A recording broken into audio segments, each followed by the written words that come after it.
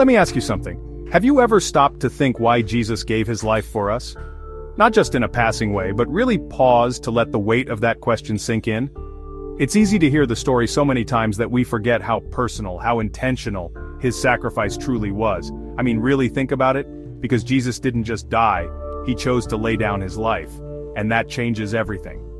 It wasn't an accident or a twist of fate, it was a decision made out of love to step into our brokenness and offer himself in our place. Picture this, Jesus, surrounded by his closest friends, sharing a meal, breaking bread. He knows what's coming, yet he chooses to spend these final moments in love and service, washing their feet, teaching them about humility and grace. One of them, Judas, slips out into the night. Betrayal. The pain of being abandoned by someone you love, someone you trusted, is something many of us can relate to. Jesus felt that pain too. Then the chaos of his arrest, the shouts, the fear, the confusion. The darkness of that night was more than just the absence of light, it was the weight of the world's brokenness pressing in. And as the sun rises, Jesus stands before the Roman governor Pilate. Accused, but innocent. He faces false charges, yet he remains silent, dignified, refusing to defend himself because he knows this is the path he must walk for us. The crowd demands blood. Pilate washes his hands, but it's not his guilt to wash away. The injustice of it all is staggering, yet Jesus accepts it without protest. Jesus is beaten, mocked. He endures humiliation and pain, not because he has to, but because he loves us enough to bear it all.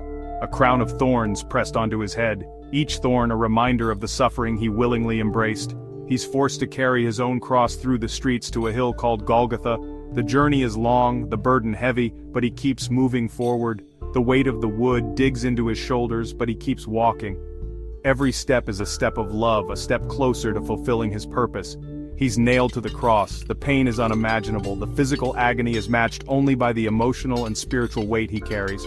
Most people would have cried out in anger, in bitterness. They would have cursed those who hurt them, lashed out at the world. But Jesus, even then, especially then, he shows mercy. His heart is still full of compassion, even for those who are hurting him. He looks at his executioners and prays, "Father, forgive them." He asks for forgiveness for the very people who are causing his suffering. That's a love beyond understanding. In those agonizing hours, Jesus is thinking of you, of me. He's thinking of every person who has ever felt lost, alone, or unworthy, of every single person who would ever live. No one is forgotten. No one is left out of his love. He's not just dying, he's giving himself as the ultimate sacrifice. He's offering a gift that no one else could ever give, taking the punishment that should have been ours. He takes on our burdens, our mistakes, our shame so we can be free. He could have called down angels to save him. He had the power to end it all in an instant. But he stayed, for love, for grace, for you. He chose the cross not because he was weak, but because his love is stronger than anything we can imagine. And as he draws his final breath, he says, "It is finished." With those words, he declares that the work is done, the price is paid, not just his life, but the debt of sin. The chains that held us captive are broken forever, the barrier between us and God torn down, paid in full. Now nothing stands in the way of a relationship with God. Why did Jesus give his life? Why endure all this pain and suffering? Because he loves you more than you can imagine.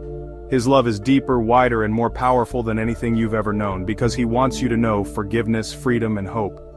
He wants you to experience a new beginning, a life filled with purpose and peace.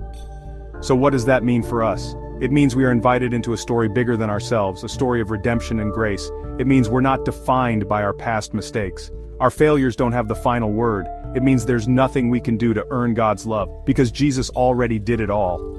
All we have to do is receive it, to open our hearts to the gift he offers.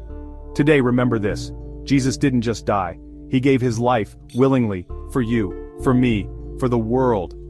His sacrifice is an invitation to live in freedom, to walk in hope, and to know that you are loved beyond measure. That's the greatest gift of all. A gift that can never be earned, only received. And it's yours, right now, if you just accept it. The choice is yours. Will you receive the love he so freely gives?